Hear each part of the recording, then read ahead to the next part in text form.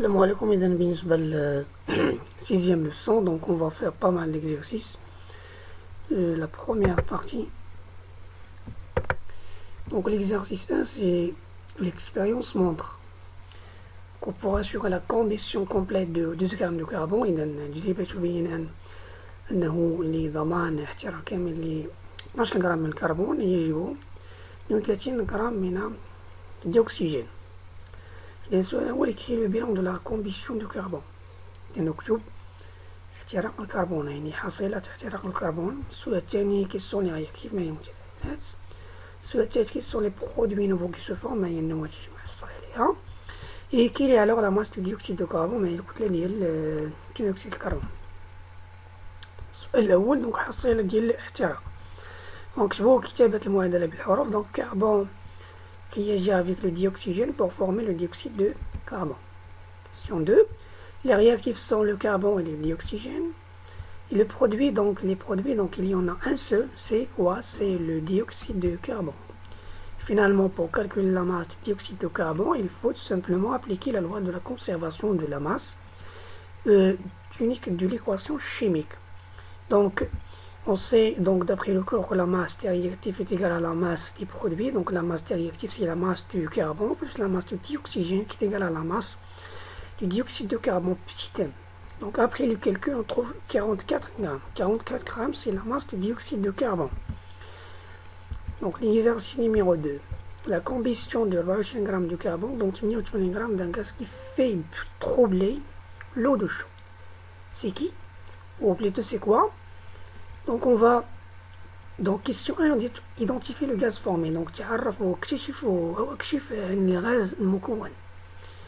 Donc le gaz qui fait troubler bien sûr l'eau de chaud, donc c'est le dioxyde du carbone. Donc يتعلق الأمر بثاني أكسيد الكربون. Dans l'équation chimique équilibrée de cette combustion, donc يعطي المعادلة الكيميائية المتوازنة يعني يجب أن تكون متوازنة لهذا الاحتراق. إذا نكتبو المعادلة بالصيغ والحروف. إذا لو كربون سي بلس لو ديوكسيجين dans le CO2 c'est le dioxyde de carbone. Équation équilibrée, pourquoi? Parce que les atomes au niveau de genre, donc il y a le carbone, l'oxygène au niveau des réactifs, aussi il y a le carbone, l'oxygène au niveau des réactifs. Donc un atome de carbone, deux atomes d'oxygène et deux atomes d'oxygène. Donc c'est une équation équilibrée. Troisième question, calculer la masse du corps qui réagit avec le carbone.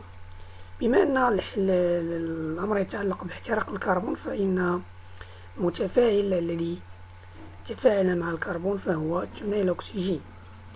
إذا لحساب الكتلة نستعمل قانون حفاظ الكتلة.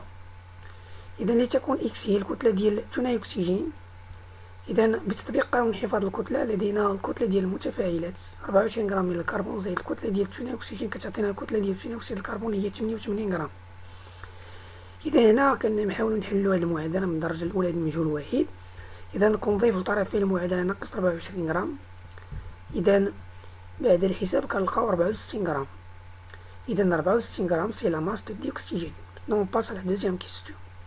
Il faut 1,2 litres de dioxygène pour brûler 0,6 غرام de carbone. إذا يقول بأنه لضمان احتراق كامل للكربون يعني 0,6 غرام من الكربون يجب 1,2 لتر من ثنائي الأكسجين. إذا تحديد الحجم ديال هاد لو كاربيرون سي لو ديوكسيجين nécessaire pour cette transformation. يعني كان هاد لا ترانسفورماسيون ça veut dire la transformation اللي عندي في التجربة. إذا شحال عندي د الكربون ماشي 0,6 غرام ولكن عندي 24 غرام. إذا حنا ماذا نعلم؟ نعلم أن 1,2 لتر هو الحجم ديال ثاني الأكسجين يحرق 0,6 غرام من الكربون. إذا حنا شحال عندنا في التجربة من الكربون؟ يعني 24 غرام. إذا 24 غرام خصني نشوف شنو هو الحجم، ما هو الحجم ديال ثاني الأكسجين لازم يحرق هاد 24 غرام. إذا كنستعملو لا ريغل ديال 3 ولا العلاقة الثلاثية. إذا كنضرب الجداء الوسطين كنقسمو على هاد الطرف هذا. إذا كنديرو 24 غرام نضربوها في 1,2 لتر مقسوم على 0,6 غرام وكتعطينا 48 لتر. إذا الغرام مع الغرام كنختزلوه وكيبقى لي غير وحدة ديال اللتر وكندير الحساب ديالي كنلقى 48 لتر Donc 48 litres d'oxygène nécessaire pour brûler 24 grammes de carbone. L'exercice suivant, la combustion de l'alcool éthanol, donc كحول éthanol كتلته 46 غرام. له فورميل شيميك صيغته الكيميائية هي هذه، يعطي ترى 54 غرام من الماء لو و 88 غرام من ديوكسيد دو كربون. دونك كيستيون دوني لي كور رياكتيف et les corps produits. دونك الأجسام المتفاعلة والأجسام الناتجة. إذا لي رياكتيف هو الألكول إيثانول، ألكول إيثانول ديوكسيجين، نواتج عن الماء وثاني أكسيد الكربون، دونك l'eau et dioxyde de carbone. Donc la question numéro 2 qui est le bilan de cette réaction. Bien sûr نحن نكتبوها بالحروف، لأنه إلا كتبناها بالرموز والصيغ ستكون متوازية. L'alcool éthanol réagit avec le dioxygène pour former l'eau et le dioxyde de carbone. La question numéro 3, écrivez l'équation chimique équilibrée de cette combustion. لأن خصنا نكتبوها بالصيغ والحروف وخصها تكون متوازنة. إذا الصيغة ديال الألكول إيثانول هي هذه، كنحطوها هنا. الصيغة ديال ثاني أكسجين هي O2، الصيغة ديال الماء H2O، الصيغة ديال ثاني أكسيد الكربون هو CO2. دونك نشوفو واش المعادلة متوازنة. شحال ديال الكربون هنا؟ عندي 2، هنا شحال ديال الكربون؟ 1. إذا خصني نضرب هنا في 2 في هاد الجزيئة. إلا ضربت في 2 هنا شحال ديال الكربون؟ يصبح 2 كربون 2 كربون. غنمر دابا مباشرة للهيدروجين. الهيدروجين عندي 6، هنا عندي 2، لكن أنا غنمشي مباشرة للأكسجين لأنه في كنضرب في هاد لو كوفيسيون ستيكيومتري كندير عملية النشر. إذا 2 كربون وهاد الانديس 2 في 2 4 ديال الأكسجين زايد واحد الأكسجين هنا 5 ديال الأكسجين. وهنا شحال ديال الأكسجين عندي هنا؟ هنا عندي 3 ديال الأكسجين. إذا شنو كندير؟ كنبدا أولا بالموازنة ديال الهيدروجين. وازنت الكربون، من بعد خصني نوازن الهيدروجين والأكسجين. يعني كندير الخطوة الثانية هي موازنة الهيدروجين. بعدا أنا عندي 6 ديال الذرات من الهيدروجين، حقاش كاين هاد الكوفيسيون 1 كنضربو في 6. وهنا عندي شحال من ذرات الهيدروجين؟ عندي 1 2. إذا خصني نضرب هنا في واحد المضاعف ديال بحيث نلقى عندي 6 اللي هو ماذا؟ إذا اللي هو مثلا 2 في 3، يعني 2 في 3 كيعطيني 6. كنضرب في 3. الهيدروجين شحال كيصبح عندي على مستوى النواتج؟ 3 في 2 6. الكربون عندي متوازن، الهيدروجين أيضا كيبقى لي الأكسجين. الأكسجين عندي شحال عدد الأكسجين هنا؟ كندير عملية 12، 3 في 1 3، 2 في 2 4 زائد 3 7. هنا عندي أكسجين 1 وهنا عندي 2. إذا هنا حبذا ولو ندير 2 في 3 نضرب هنا فيها كوفيسيون ستيكيومتري 3، 3 في 2 6 زائد لهاد لاطوم دأكسجين كيعطيني 7. إذا 3 في 2 6 زائد 1 7. وهنا عندي 3 في 1 3 زائد 2 في 2 4 3 زائد 4 7. إذا المعادلة متوازنة. إذا بالنسبة لموازنة المعادلة خاص الممارسة والتطبيق لكي نتعلم كيف نوازن المعادلة. السؤال 4، كالكولي لا ماس دو كاربيرون. يجب حسابة الكتلة ديال ثنائي الأكسجين. Toujours appliquons la loi de la conservation de la masse. Donc عندي لا ماس دو هاد لا ماس ديال ثنائي الأكسجين هو هذا، زائد لا ماس ديال هاد الألكول إيثانول اللي هي 46 غرام، كتساوي لا ماس ديال الماء اللي هي 54 غرام، زائد لا ماس ديال ديوكسيد دو كربون اللي هي 88 غرام. يمكن نحسب هادو كتعطيني 142 غرام. إذا كنبحث أنا على مجهول M.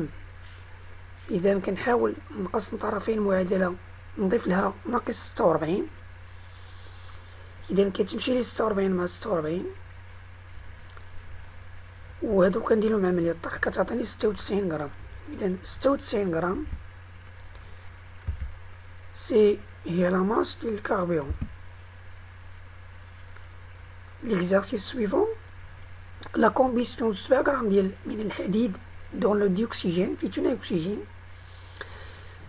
مثلا نصف الحديد ولا الحديد أنا الاحتراق كيعطيني 10 غرام من دوكسيد دو فير مانيتيك أكسيد الحديد المغناطيسي. صيغته الكيميائية هي Fe3O4. إذا هذا هو أكسيد الحديد المغناطيسي. Identifier les réactifs et les produits. Bien sûr les réactifs عندي غيكون عندي le fer et le dioxygène. Donc fer et dioxygène ماشي oxygène, dioxygène. Et les produits sont l'oxyde de fer magnétique. Donc il y en a un seul, produit qui est l'oxyde de fer magnétique. Question 2, donne l'expression écrite de cette réaction. Donc أنا التعبير مكتوب ولا التعبير الحرفي ديال هذه المعادلة. On va écrire donc le fer plus l'oxygène pour former, donc réagit avec le dioxygène pour former l'oxyde de fer magnétique. Donc, écrire l'équation de cette réaction équilibrée.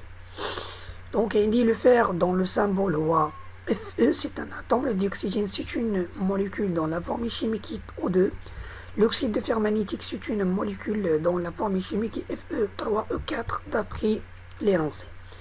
إذا واش المعادلة متوازنة؟ طلعت أنا كم ذرة من الحديد؟ عندي ذرة واحدة. أنا شحال كان ذرة من ذرة من الحديد؟ 3. إذا خصني نضرب هنا في 3. Je dois multiplier par 3. Donc bon, donc 3 atomes de fer. 3 atomes de fer. Maintenant on passe à l'atome à l'atome d'oxygène. Donc combien d'atomes d'oxygène? Il en a 4. Combien ici? 2. Donc je dois multiplier par 2 pour avoir le nombre 4. Donc 2 fois 2 c'est 4. Combien d'atomes d'oxygène? 4. Donc 3 atomes de fer, 3 atomes de fer, 4 atomes d'oxygène, 4 atomes d'oxygène. Donc عندي نفس العدد ديال الذرات في المتفاعلات وفي النواتج. إذا المعادلة équilibrée. Maintenant on passe à la dernière question, c'est calculer la masse de dioxygène qui va réagir bien sûr avec le fer. Ils ont toujours appliquons la loi de la conservation de la masse. Donc on a la masse de fer, 7 grammes, plus la masse de dioxygène, que nous sommes en train de la chercher, qui donne la masse تساوي كنديرو هذه كنحاولو نكتبوها بيساوي la masse ديال l'oxyde du fer magnétique اللي هي 10 غرام. إذا سوا إكس اللي تكون إكس هي الكتلة ديال الديوكسيجين. Donc d'après la loi de la conservation de la masse لدينا دونك هذه الكتلة ديال الحديد زي الكتلة ديال ثاني أكسجين هي الكتلة ديال الأكسيد دو فير مانيتيك. إذا هذه معادلة من الدرجة الأولى كنفتعلوها بطريقة الرياضياتية اللي كنا شفنا في الرياضيات الأولى هذه. إذا كنضيف لطرفي المعادلة 7 غرام ولا المقابل ديال 7 غرام هي ناقص 7 غرام. الحسابات 10 غرام ناقص 7 غرام كتساوي 3 غرام. إذا 3 غرام سي لا ماس دو dioxygène qui va réagir avec le fer. Donc ensuite, donc quel est le volume de dioxygène réagi. Donc احنا حسبنا الكتلة دابا خصنا نحسبوا الحجم لكن عطاني واحد المعطى. إذا كيف ننتقل من الكتلة نحو الحجم؟ دونك لابد من وسيط. الوسيط هو هذا عطاني واحد الإضافة معلومة. sachant que علما أن لا ماس d'un litre de dioxygène est 1.42 غرام. إذا عندي كل لتر من ثاني أكسجين الحجم ديالو الكتلة ديالو هي 1.42 غرام. هنا كندير العلاقة الثلاثية. إذا عندي 1 لتر كوبريزونط 1.42 غرام ديال ثاني أكسجين وأنا شحال حسبت الحسابات ديالي لقيت 96 غرام. إذا chaque champ X c'est quoi? C'est le volume du dioxygène. دونك نديرو العلاقة الثلاثية كنضرب يعني جداء وسطين. دونك 96 غرام مضروب في 1 لتر مقسومة على 1.42 غرام.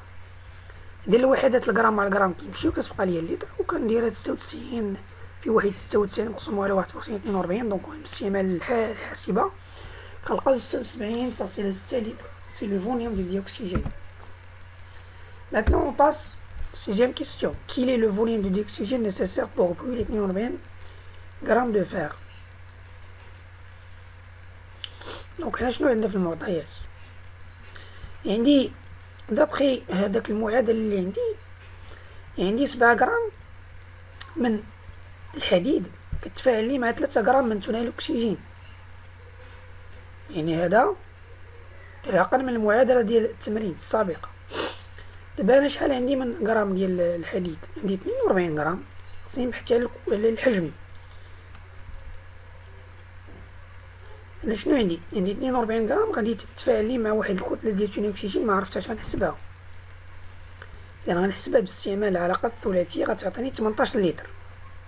هنا ماشي 18 لتر ولكن 18 غرام. هنا الغرام